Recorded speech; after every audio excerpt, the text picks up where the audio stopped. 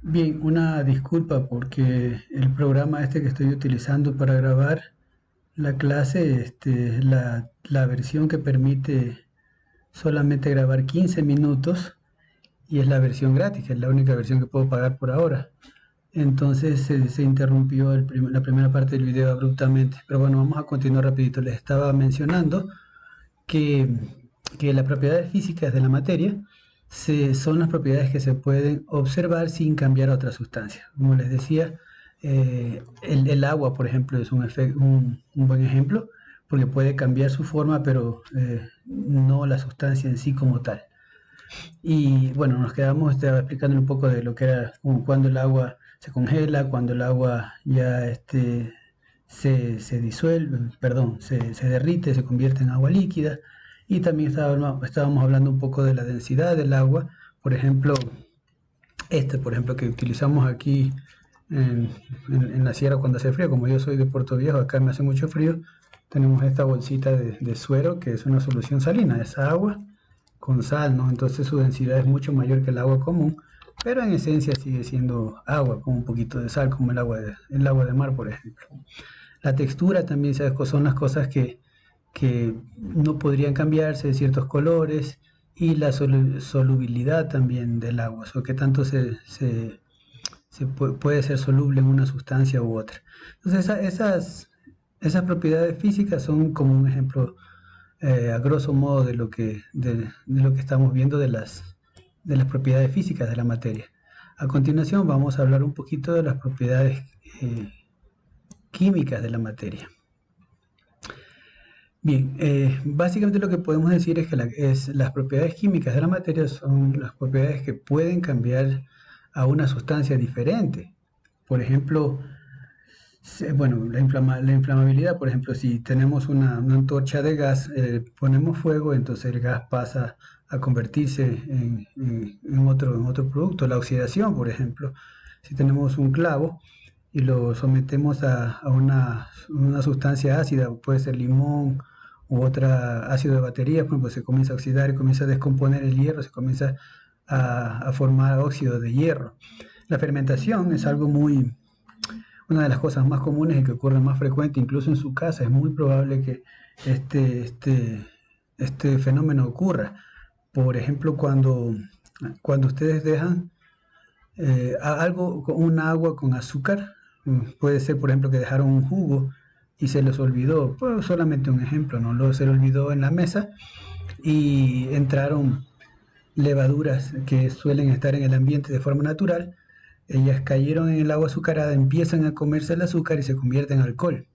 Y les cuento esto porque yo hace más de 20 años, 21 años ya casi, en noviembre, 21 años ya, eh, yo aprendí a hacer cerveza. Entonces, bueno, eso para mí es algo fundamental, lo de la fermentación, porque mucha gente me pregunta cuando prueban la cerveza, ¿y cómo le pones el alcohol?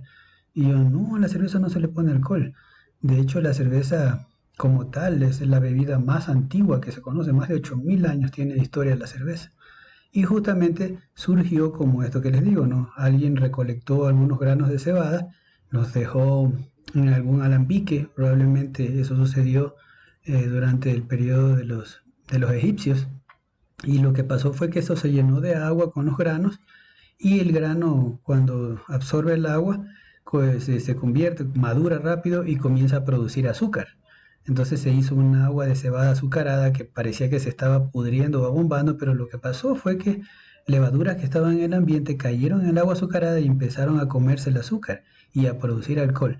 Entonces a alguien se le ocurrió probar esa bebida al principio y fue la cosa más maravillosa, y desde ese entonces tenemos afortunadamente la cerveza.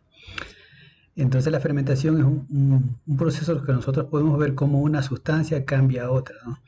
Casi que de forma natural, incluso de forma no forzada. La fotosíntesis es otro ejemplo interesante, cómo las plantas asimilan, capturan la luz del sol y lo convierten en azúcares para poderse nutrir.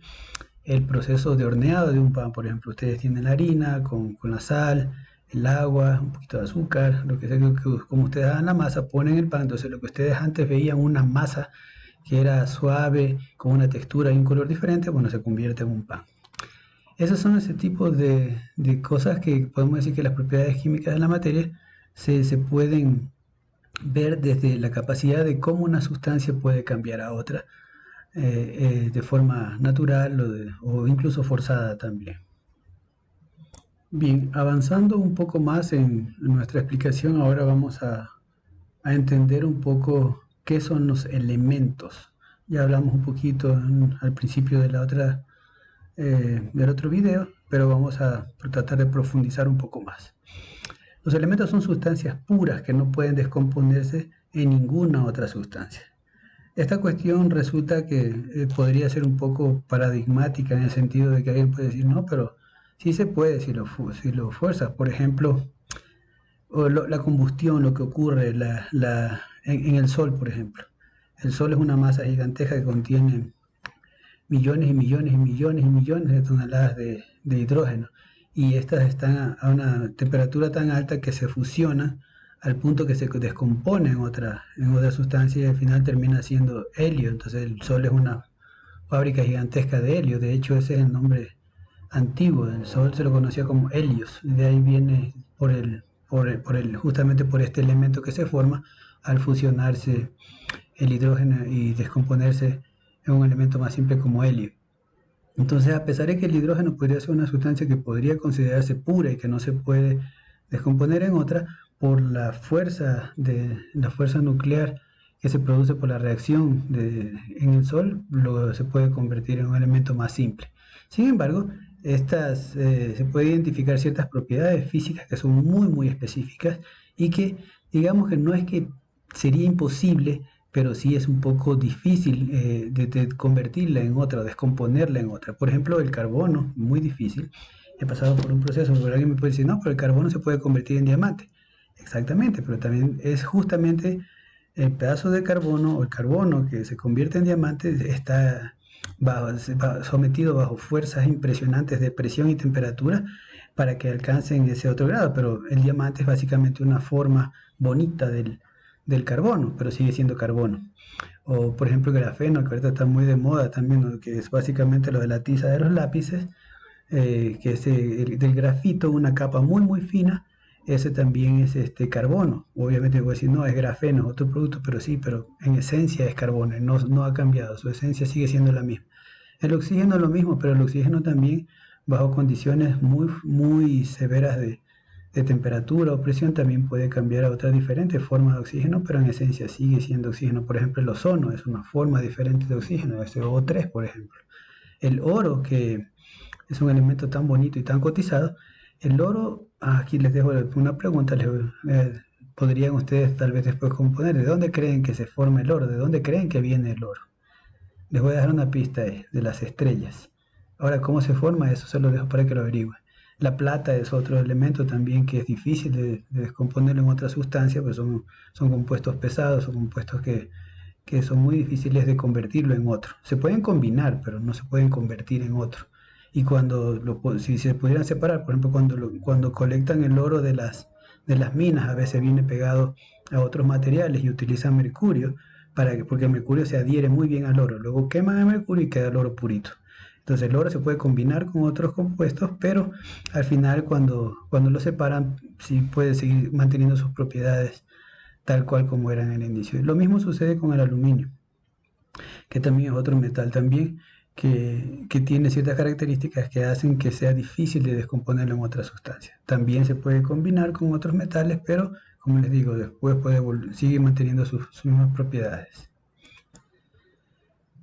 Bien, antes de continuar con la siguiente diapositiva, que es la diapositiva de los átomos, me gustaría que vieran este pequeño video para que tengan una idea de lo pequeño que somos. Como hemos estado avanzando a lo largo de la presentación, hemos ido de lo general hasta lo particular y cada vez vamos bajando más de nivel.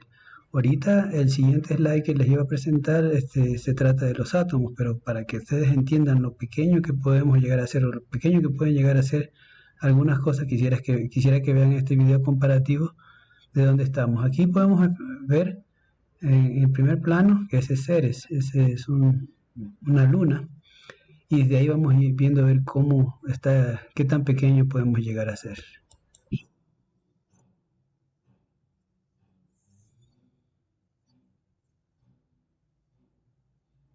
esa es nuestra luna.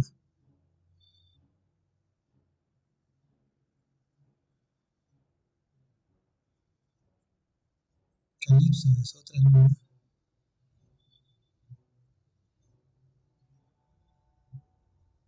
Aquí ya podemos ver a Mercurio.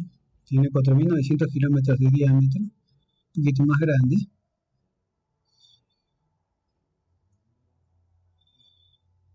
Planeta rojo, Marte.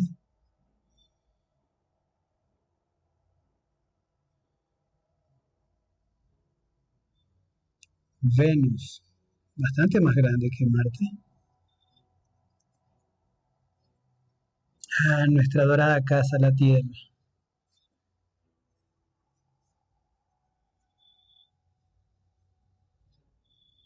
Vamos subiendo de nivel y vemos a Kepler 22b, la constelación de Sagitario. Es una super tierra de 30.000 kilómetros de diámetro. Aquí podemos ver a Neptuno. Ya van viendo qué tan grandes van siendo los planetas, las lunas incluso. Urano, 51.000 kilómetros de diámetro. Saturno, con más de ciento y pico de lunas que tiene alrededor. Impresionante, es un planeta hermoso. Júpiter, nuestro guardián en el sistema solar. Sin él ni siquiera existiríamos como especies. Este es un sol pequeño, el Próxima Centauri. Es un sol medianamente pequeño. Vean nuestro sol. Ya para que vayan viendo dónde estamos nosotros. Miren qué tan pequeños somos, nuestro planeta. Este Sirio es una estrella súper grande, una estrella masiva, súper caliente, de 2.5 millones de kilómetros. Vega es otro supersol. Ya van viendo que nuestro sol incluso es casi nada comparado con otros soles en otros sistemas. Vean esta maravilla. Arcturus, una gigante roja. Miren este supersol. Rigel tiene 97 millones de kilómetros.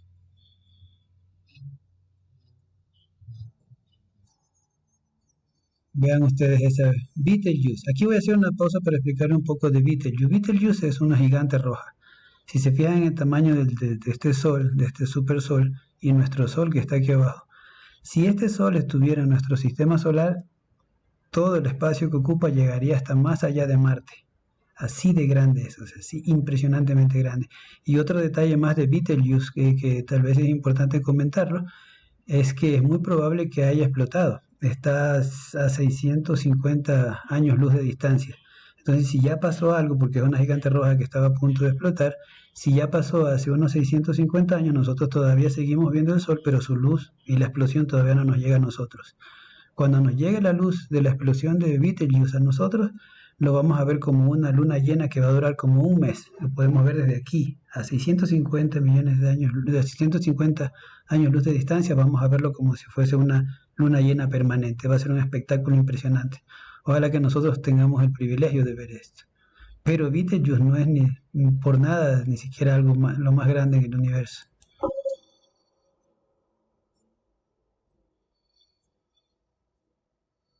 Tenemos a Canis Majoris. Impresionantes, son gigantesco.